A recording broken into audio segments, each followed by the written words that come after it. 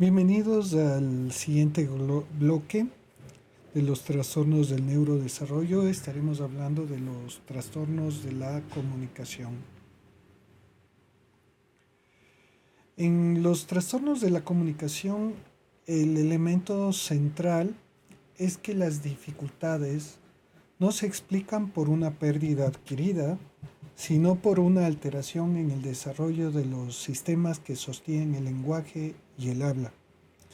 En el trastorno del lenguaje, el problema no es únicamente hablar poco o hablar mal, sino una dificultad persistente para adquirir y utilizar el lenguaje en sus distintos niveles. Vocabulario, estructura gramatical y uso pragmático. Estos niños suelen comprender menos de lo esperado para su edad. Tienen dificultades para expresar ideas complejas y para seguir instrucciones elaboradas, lo que impacta de manera directa en el rendimiento académico y en la interacción social. El trastorno fonológico, en cambio, se manifiesta como una dificultad consistente en la producción correcta de los sonidos del habla. No se trata de errores evolutivos transitorios, sino de patrones persistentes que hacen que el discurso sea difícil de entender. El niño puede omitir, sustituir o distorsionar sonidos, incluso cuando la estructura anatómica es normal. Clínicamente esto genera frustración comunicativa, burlas por parte de pares y un riesgo aumentado de retraimiento social, pese a que la intención comunicativa esté conservada. En el trastorno de la fluidez de inicio en la infancia, clásicamente la tartamudez, la dificultad se centra en la organización temporal del habla. Aparecen repeticiones, prolongaciones o bloqueos que interrumpen el flujo verbal, a menudo acompañados de tensión muscular y ansiedad anticipatoria. El aspecto más relevante no es solo la alteración mecánica del habla, sino el impacto emocional y social que produce, ya que muchos niños y adolescentes comienzan a evitar situaciones comunicativas, lo que puede afectar su desarrollo académico y su autoestima.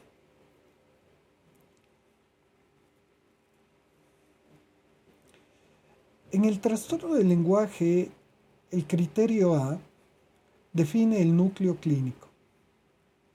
Dificultades persistentes en la adquisición y el uso del lenguaje que no se explican por falta de estimulación ni por variaciones culturales.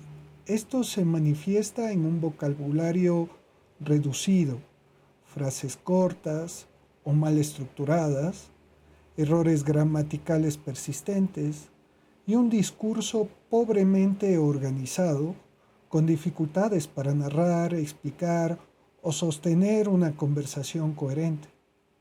No se trata de un retraso pasajero, sino de un patrón estable que acompaña al niño a lo largo del desarrollo y que interfiere de manera significativa con la comunicación funcional. En el criterio B, este introduce un punto clave para el juicio clínico. Estas capacidades lingüísticas están claramente por debajo de lo esperado para la edad cronológica y el nivel de desarrollo general. Y esto tiene consecuencias reales en el rendimiento académico, la interacción social y la participación cotidiana. El criterio C refuerza la lógica del neurodesarrollo, al establecer que el inicio temprano, generalmente evidente en la infancia, aunque en algunos casos el impacto pleno se vuelve mucho más visible cuando aumentan las demandas escolares y sociales. Finalmente, el criterio D cumple una función de exclusión diagnóstica fundamental. El trastorno del lenguaje no puede atribuirse a déficits sensoriales como hipoacusia ni alteraciones motoras del habla, discapacidad intelectual global u otros trastornos neurológicos primarios. Este punto evita diagnósticos erróneos y obliga a una evaluación cuidadosa porque el trastorno del lenguaje es específico. Afecta la competencia lingüística en sí misma, no como consecuencia secundaria de una condición.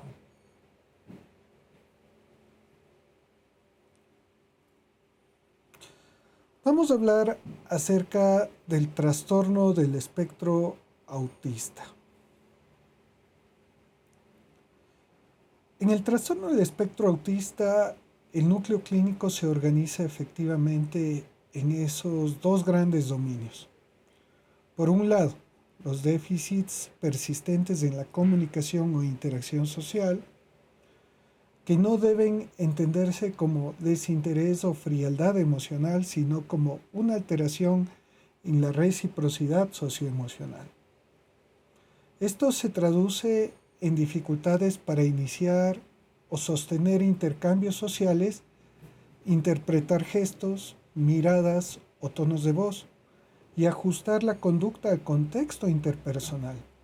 La comunicación, especialmente la no verbal, suele estar empobrecida o ser atípica, y las relaciones interpersonales se ven limitadas no por falta de deseo de vínculo, sino por una manera distinta de procesar las claves sociales.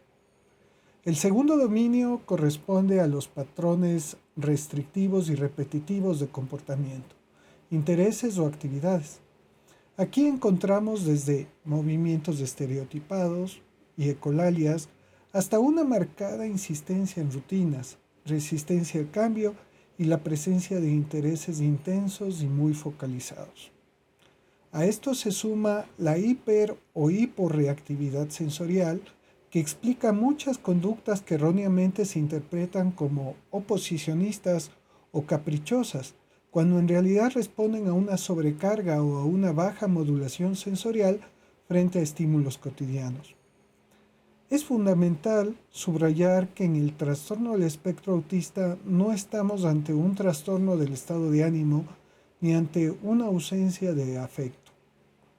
El problema no es que la persona no sienta, sino que siente y procesa el mundo social de manera diferente. El afecto está presente, pero su expresión y su lectura no siguen las convenciones esperadas. Comprender esta diferencia es clave para evitar interpretaciones moralizantes y para orientar intervenciones que respeten la singularidad del funcionamiento social y emocional de estas personas. Los criterios diagnósticos del trastorno del espectro autista establecen con claridad que los déficits sociocomunicativos deben ser persistentes y manifestarse en múltiples contextos. No solo en situaciones aisladas. La alteración en la reciprocidad social, la comunicación no verbal y la capacidad para desarrollar y mantener relaciones no refleja una ausencia de interés afectivo, sino una dificultad estructural para decodificar y utilizar las reglas implícitas de la interacción social.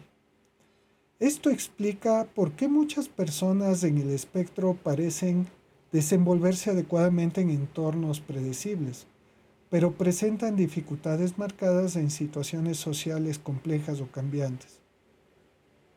El segundo eje diagnóstico exige la presencia de al menos dos patrones restrictivos y representativos de comportamiento, que pueden incluir movimientos estereotipados, una insistencia rígida en rutinas, intereses intensos y altamente focalizados o alteraciones en la reactividad sensorial. Estos patrones cumplen una función reguladora para la persona, ayudando a reducir la ansiedad y a organizar la experiencia, aunque desde afuera puedan parecer conductas extrañas o desproporcionadas. Un aspecto clínicamente crucial es que los síntomas se originan en el periodo temprano del desarrollo, aunque no siempre se hacen plenamente evidentes hasta que las demandas sociales superan las capacidades de adaptación del individuo. El criterio de deterioro funcional significativo es el que otorga peso clínico al diagnóstico.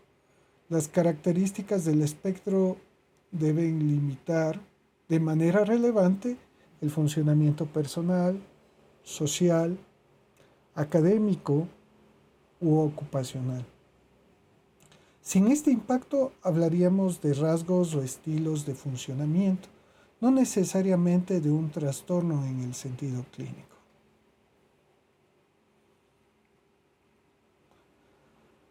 Los puntos claves sobre el trastorno del espectro autista son fundamentales para evitar errores diagnósticos graves. Hablar de espectro implica reconocer una enorme variabilidad clínica, es decir, no existe un perfil único de autismo. Dos personas con el mismo diagnóstico pueden diferir radicalmente en lenguaje, en autonomía, en inteligencia, en sensibilidad sensorial y necesidades de apoyo. Esta heterogeneidad obliga a abandonar las miradas simplistas, y a comprender el trastorno del espectro autista como una constelación de presentaciones posibles. Todas estas unidas por mecanismos nucleares comunes, pero expresadas de manera singular en cada uno de los individuos. Otro aspecto crucial es desvincular el autismo de la discapacidad intelectual, como si fueran sinónimos. Pueden coexistir, pero no son equivalentes. Hay personas dentro del espectro con discapacidad intelectual, otras en cambio con inteligencia promedio y otras con capacidades intelectuales superiores en áreas específicas.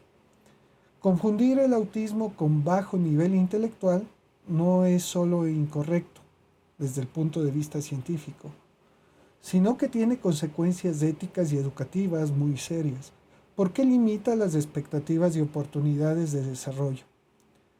Finalmente, es indispensable aclarar que el trastorno del espectro autista no es una psicosis, ni un trastorno del estado de ánimo.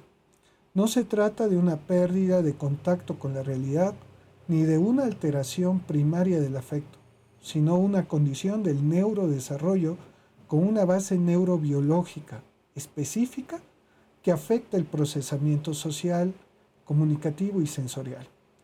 Esta diferenciación diagnóstica protege al paciente de tratamientos inapropiados y orienta a que se realicen intervenciones ajustadas en su forma particular de percibir, comprender y relacionarse con el mundo. Con esto terminamos el bloque 3. Nos vemos el bloque 2. Con esto nos vemos en el bloque 3 con el trastorno por déficit de atención e hiperactividad.